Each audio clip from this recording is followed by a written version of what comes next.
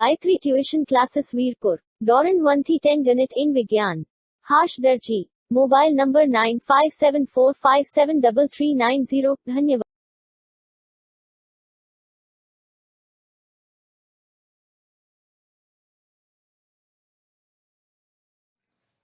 આગળના ભાગની અંદર આપણે સમાંતર શ્રેણીના n પદો હોય છે એની અંદર પ્રથમ પદ દ્વિપદ કેવી રીતે શોધાય, આગળના પદ કેમ શોધવાના એના વિશેની માહિતી મેળવી।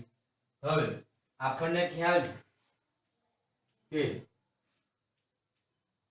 સમાંતર શ્રેણી હોય એ સમાંતર શ્રેણી તો કોને કહેવાય, પછી શાંત શ્રેણી અને અનંત શ્રેણી।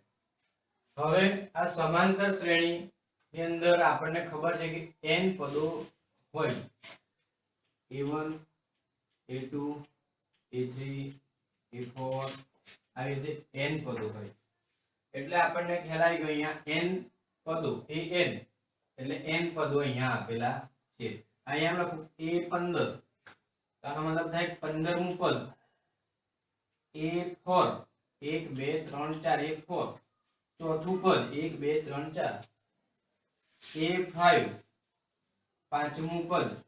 આવી રીતે આને પહેલા વાક્ય આવડવું જોઈએ કે an એટલે કયું પદ થાય એ આપણને ખ્યાલ આવવો જોઈએ। તો આ રીતે એમાં આપણને ખ્યાલ છે કે પ્રથમ પદ જે હોય એ 1 એના આપણે a કહીએ છીએ અને a2 a1 કરીએ તો આપણને d મળે।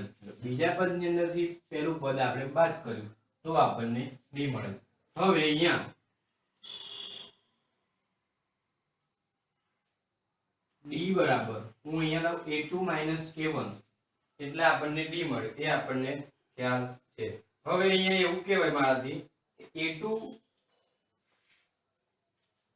લઈ લઉં તો આની અંદર આપણે આગળનું સ્ટેપ ની અંદર જોયેલું ભાગની અંદર કે કોઈ આગળનું પદ મેળવવું હોય તો એ પદની અંદર આપણે d જે મળ્યા હોય તફાવત એ આપણે એડ કરવા પડે। હવે આપણે આ a2 પદ જોઈતું હોય તો મારે એ 1 ની અંદર આ a1 હોય એની અંદર d તફાવત જે છે એ મારે એડ કરવો પડે। પણ આને હું એવું લખી શકું a1 બીજું પદ શોધવાનું હતું એટલે 2 - 1 અહીંયા d જોડે 1 ગુણાયેલું અને આ d ના d એટલે 2 - 1 એટલે 1d એટલે આપણે એને ખાલી d એને કહી શકીએ। પણ બીજા પદ અહીંયા 2 હતું an આગળ આપણે જોઈશું d માં a3 ત્રીજું પદ શોધવું હોય મારે તો એની અંદર a2 ની અંદર મારે d એડ કરવા પડે, બરાબર। a2 ની અંદર મારે આ જે d છે એ એડ કરવા પડે, પરંતુ આપણને ખબર છે કે જે આગળ આપણને મળ્યું a + d હતું જે પહેલું પદ જે હતું એની અંદર હું d એડ કરું પ્લસ ફરીથી મારે બીજા d એડ કરવા પડે એટલે બે વખત d એડ કરું। આ પહેલું પદ હોય પ્રથમ પદ એની અંદર 1 અને 2 બે વખત હું આ d જે હોય તફાવત એ એડ કરું તો મને આ રીતે મળે એટલે a + 2d કહેવાય। એને શું કહેવાય a + 2d। એ પણ આપણે આગળ જોયું કે સમાંતર શ્રેણીના ક્રમિક પદો હોય a + 2d a + 3d a + 4d આ રીતે ક્રમિક પદો હોય, બરાબર। હવે અહીંયા એવું લખાય a પ્લસ ત્રીજું પદ હતું આની જેમ લખવું હોય તો મારે 3 - 1 * d એવું લખવું। હવે આના પરથી આપણને એવો ખ્યાલ આવે જો a2 લખવું તો a1 અહીંયા 2 હતા 2 - 1 * d a3 હતા તો a + 3 - 1 * d એનો મતલબ એમ કે અહીંયા જે પદ હોય એમાંથી એક બાદ કરી અને * d લખવાના તો આપણને એ જે પદ હોય એ આપણે મળી જાય। આના પરથી જો સમાંતર શ્રેણીના n પદો શોધવા હોય, n પદો આપેલા તો એને આવું લખી શકું કે tn બરાબર a પહેલા લખેલું આપણે a પ્લસ આ જે પદ હોય n મું પદ શોધવાનું સૂત્ર છે કે સમાંતર શ્રેણીની અંદર n પદો આપેલા હોય તેનું n મું પદ આ ત્રીજું પદ બીજું પદ એવી રીતે n મું પદ શોધવું હોય તો એના માટે a પ્લસ અહીંયા 3 હતા તો આપણે 3 લીધે, અહીંયા n છે તો n લીધે, -1 ઇન્ટુ જે છેલ્લે આપણે અહીંયા d તફાવત મૂકતા હતા એ મળી ગયું. હવે આપણને આ જે સૂત્ર મળ્યું છે એ મોસ્ટ આઈએમપી સૂત્ર એવું કહી શકાય. આના પરથી આગળ આપણે એક્ઝામ્પલ ગણવાના છે. હવે આપણે આગળનો ટોપિક સમાંતર શ્રેણીમાં હોય તેવા માગેલ પદો શોધવા. હવે આગળ આપણે એક સૂત્ર ભણેલા tn મેં એવું લખ્યું. હવે આ tn નો મતલબ આ જે જૂનો કોર્સ હતો એની અંદર t વપરાતો હતો, અહીંયા આપણે અહીંયા en પણ લખાય છે. કદાચ તમને પ્રશ્ન થાય કે બુક ની અંદર જોવો તો કે અહીંયા તો tn લખ્યું છે, અહીંયા an, તો એનો મતલબ એવો છે કે અહીંયા n મું પદ, t એટલે ટર્મ, n મું ટર્મ એવું કહેવાય. અહીંયા en આપે નવા કોર્સ ની અંદર, એટલે જૂના કોર્સ ની જે બુક લો તમે એની અંદર આ આપેલું છે, એટલે આ સેમ જ વસ્તુ છે. હવે આપણે સમાંતર શ્રેણીની અંદર જે માગેલ પદ હોય એ આપણે શોધવા હોય તો એના અલગ અલગ રીતે એને આપણે લેવા પડે છે, ધારણા કરવી પડતી હોય. જ્યારે આપણને કોઈ સમાંતર શ્રેણીની અંદર કોઈ પદ આપેલા હોય તો એ પદની આપણે એ જોઈતા હોય, શોધવા હોય તો એના માટે આપણે અમુક પદોની સંખ્યા અનુસાર ધારણા કરવી પડે, અને ધારણા કરવાથી જે આપણો એક્ઝામ્પલ હોય એ સરળ બની જાય. તો સૌથી પહેલા કોઈ સમાંતર શ્રેણીમાં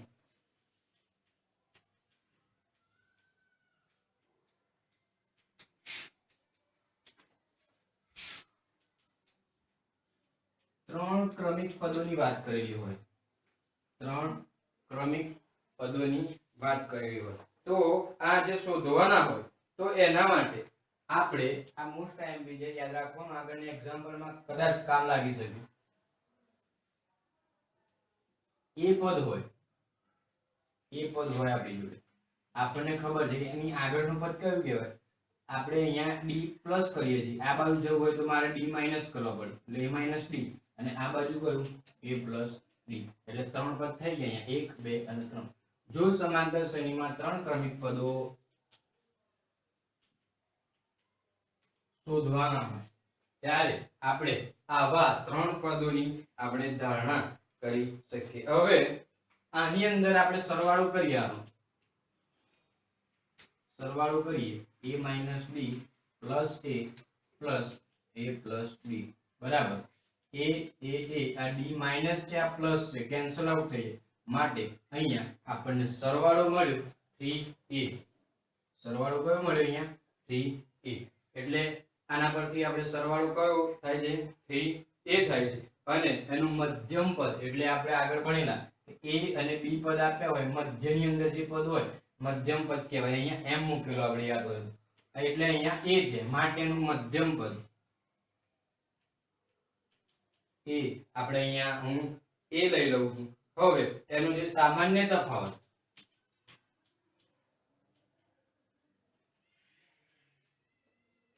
એ અહીંયા d થાય, સામાન્ય તફાવત અહીંયા કયો આપેલો છે d આપેલો છે. એવી રીતે આ એક સમાંતર શ્રેણીની અંદર ત્રણ ક્રમિક પદો શોધવાના હોય ત્યારે આપણે ત્રણ પદોની ધારણા કરી શકાય. હવે આગળનો ટોપિક બીજા નંબરની અંદર જોઈએ કે જો આપણે ત્રણ ક્રમિક પદો શોધવા એના માટે જોયું.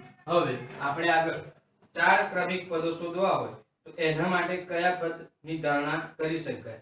તો એના માટે અહીંયા a minus 3d, a plus a minus d, a plus d અને a પ્લસ 3d, આવી રીતે આ ચાર ક્રમિક પદોની આપણે અહીંયા જો શોધવાના હોય તો આવી રીતે એને શોધી શકાય લઈને, અને એની ધારણા કરી શકાય. આની અંદર જો સરવાળો કરીએ આપણને તો સરવાળો મળશે 4d. સરવાળો એનો કેટલો મળશે આપણને 4a,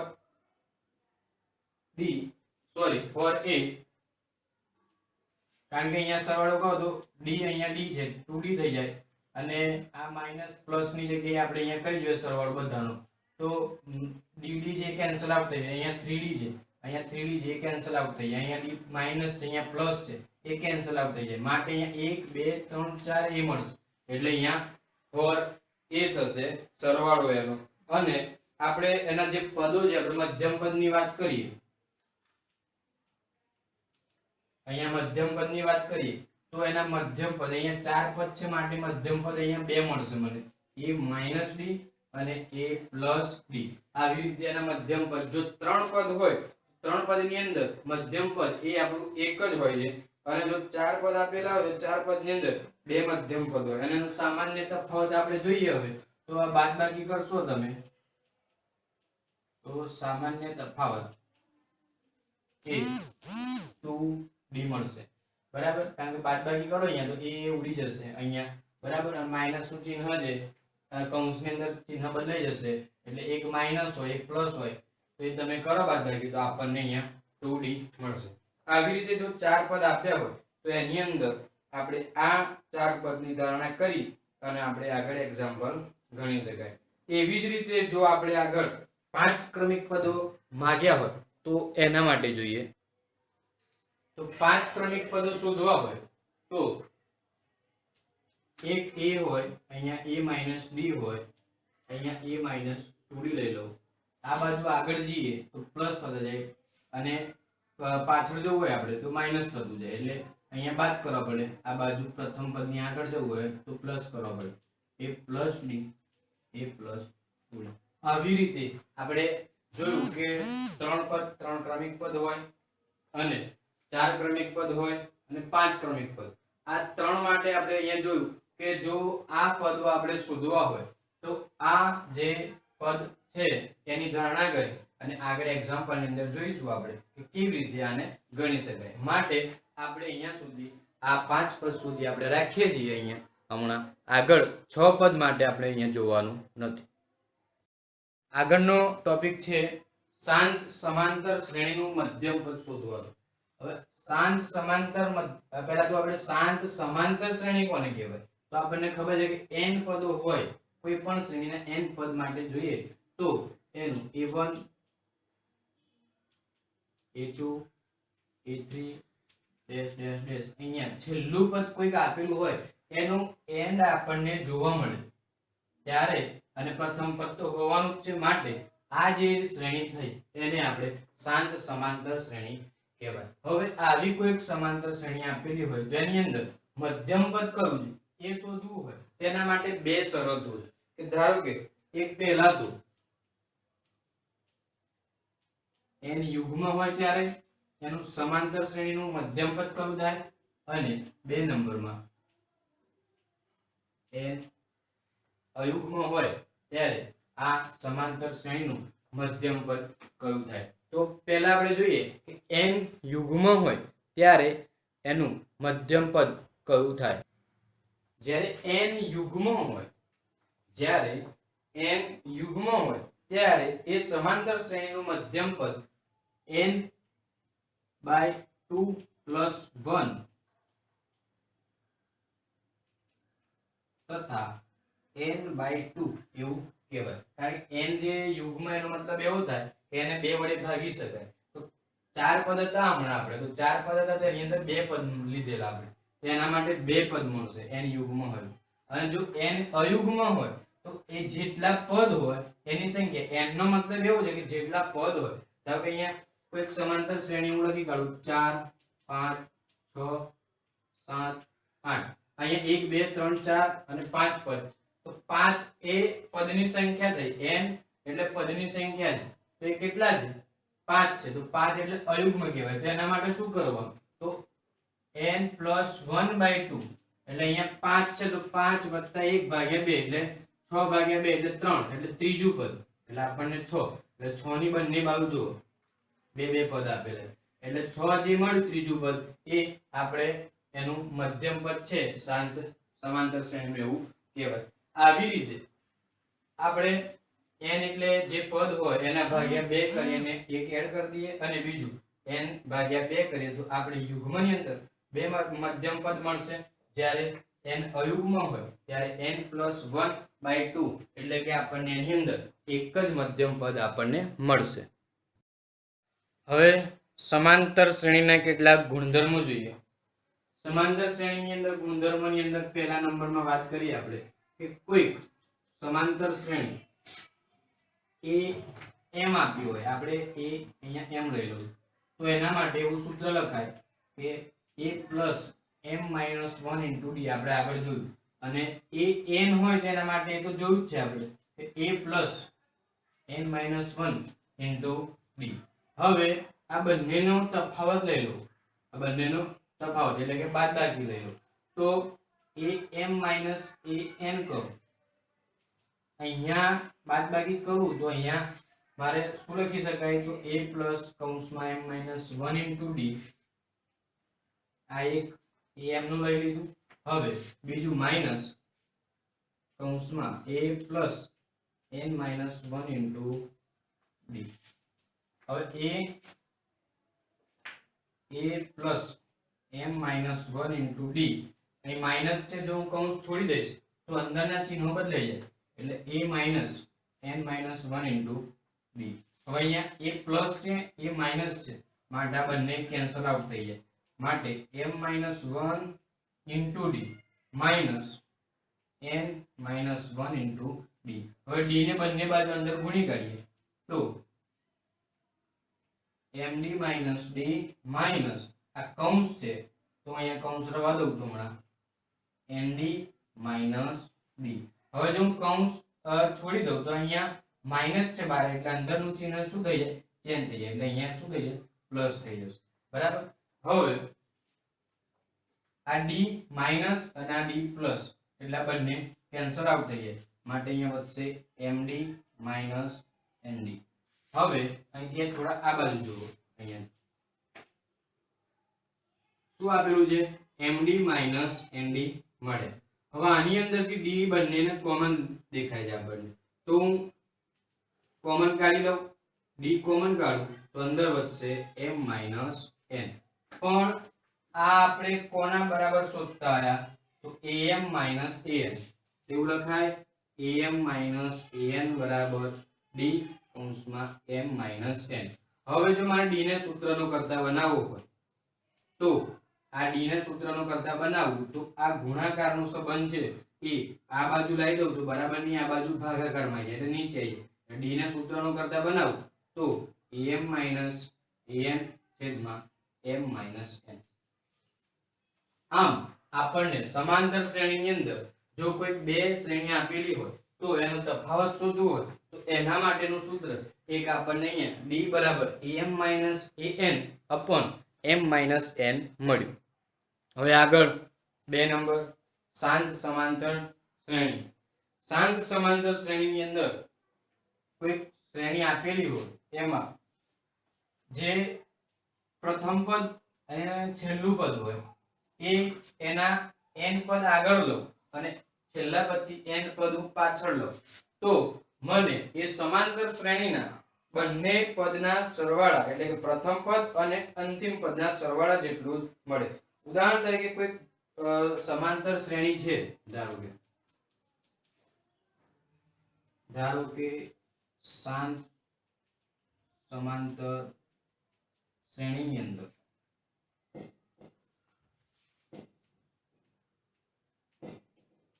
પ્રથમ પદ a અને તેનો તફાવત b અને કુલ પદની સંખ્યા અહીંયા l લઈ લો.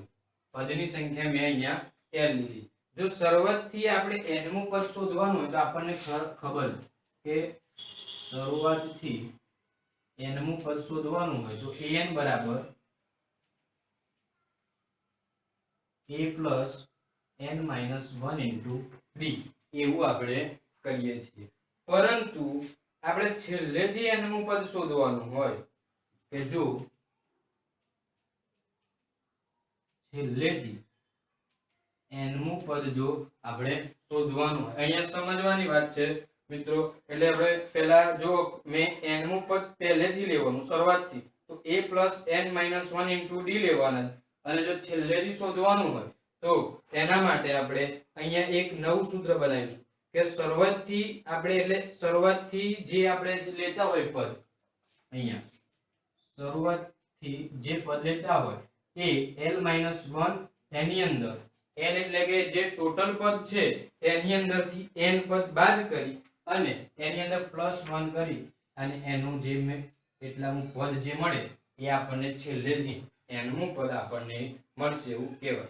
એનો મતલબ એવો થાય કે l - 1 અહીંયા આ સૂત્રની જેવું આપણે મેળવતા અહીંયા n - 1 એ પદ આપણું તો અહીંયા l - 1 + 1 અને ઇન્ટુ d અહીંયા આવું થઈ જશે કૌંસની અંદર. એટલે એ આપણને છેલ્લેથી n નું પદ જો શોધવું હોય તો a પ્લસ કૌંસની અંદર l - 1 + 1 -1 ઇન્ટુ d અહીંયા -1 આવશે. કેમ માઈનસ? તો અહીંયા n - 1 જાવ n નું પદ જે છે આપણે શોધવું હોય અહીંયા n હતો n નું પદ અહીંયા કયું મળ્યું? n નું પદ l - 1 + 1 તો l - 1 + 1 જે મળ્યું છેલ્લે જે પદ શોધવાનું છે એનું એ હવે આની અંદર મૂકી દો તો n નું પદ શોધવું હોય તો a એના a પ્લસ n નું પદ તો કયું મળ્યું આપણને? l - 1 + 1 અને -1 ના 1 ઇન્ટુ d. એટલે આ આપણને જે મળ્યું એ આપણે છેલ્લેથી n નું પદ શોધવું હોય એના માટેનું આ સૂત્ર મળ્યું. એટલે આપણે અહીંયા આ એક નવું છે તમારા માટે આ કે છેલ્લેથી n નું પદ શોધવું હોય તો એના માટેનું આ એક શાંત સમાંતર શ્રેણીનું એક સૂત્ર થયું. અહીંયા આપણે જે લાસ્ટમાં સૂત્ર મળ્યું કે a + l - n + 1 અહીંયા +1 અહીંયા કૌંસ છોડી દઉં તો મને a + l અને 1 1 ઉડી જાય તો મને મળશે અહીંયા l - n * d. ફાઇનલ સૂત્ર આપણને અહીંયા આવું મળશે. હવે આપણે આગળ જોવાનું છે કે શાંત સમાંતર શ્રેણીની અંદર આપણે છેલ્લેથી n મું પદ અને શરૂઆતથી n મું પદ અને છેલ્લેથી n મું પદ આપ્યું હોય તો એનો સરવાળો. તો શરૂઆતથી n મું પદ હોય એના માટે આપણને સૂત્ર ખબર જ છે કે a + n - 1 * d અને આ જે છેલ્લેથી n મું પદ શોધવાનું સૂત્ર આપણને મળ્યું કયું? a + l - n * d.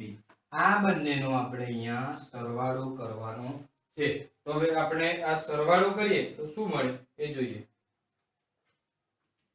અહીંયા a + a 2a અને પ્લસ અહીંયા n - 1 * d અહીંયા d અંદર ગુણી કાઢું છું તો nd - d અને અહીંયા હું ગુણી કાઢું પ્લસ ld -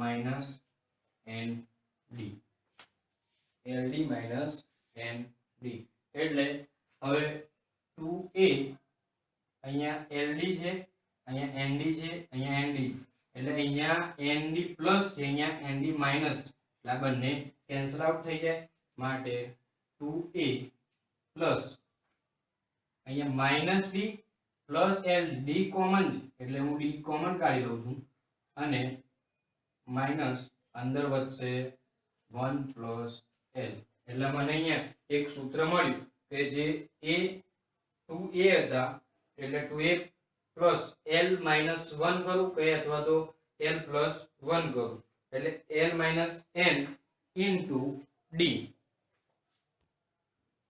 હવે આની અંદર થોડું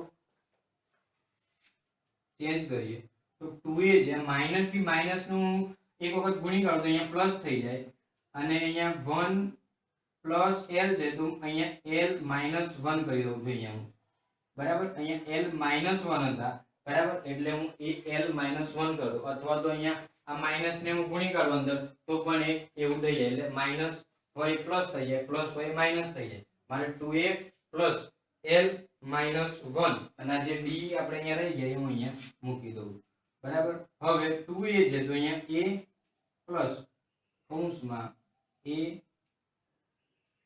plus l minus 1 into d એટલે કે આ જે આપણને મળ્યું એ પ્રથમ પદ મળ્યું વત્તા આ જે મળ્યું એ સૂત્ર આપણને શેનું હતું? છેલ્લેથી આપણે n પદ શોધવું હોય તો છેલ્લા પદનો જે આપણે શોધવું હોય છેલ્લું પદ એનો સરવાળો. એટલે આપણે જે શરૂઆતમાં વાત કરી કે કોઈક શાંત સમાંતર શ્રેણી આપેલી હોય એની અંદર જો n પદો શરૂઆતથી n પદો અને પાછળ છેલ્લા પદથી n પદો શોધવા હોય આપણે તો એના માટે પ્રથમ પદ અને છેલ્લું પદ જે હોય એનો સરવાળો કરવો પડે.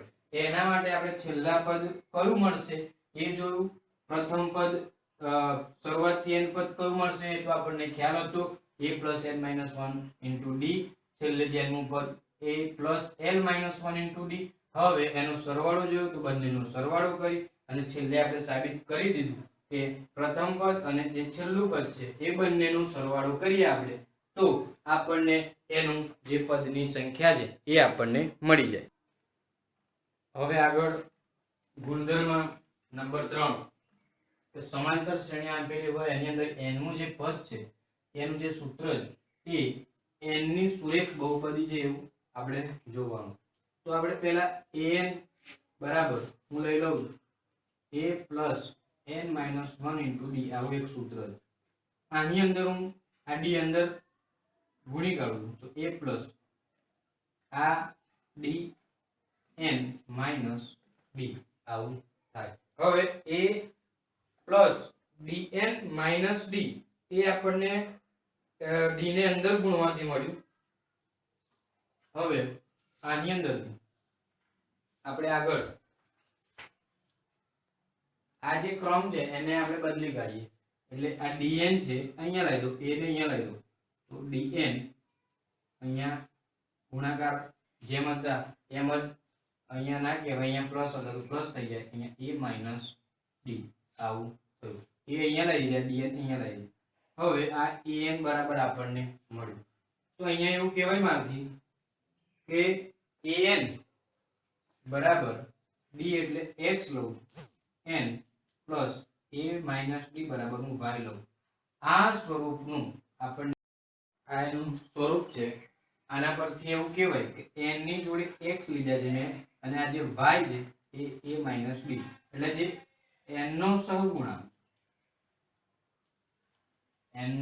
જે સહગુણાંક છે એ x છે, એ તફાવત d એ સામાન્ય તફાવત છે એવું કહેવાય. અને a માઇનસ d છે એ કોઈક અચળ પદ હશે એટલે કે આપણને x * n + y જે મળે એ સ્વરૂપની એ બહુપદી આપણને મળશે. એ અચળ પદની કિંમત આપે છે. અહીંયા આ જે છે એ અચળ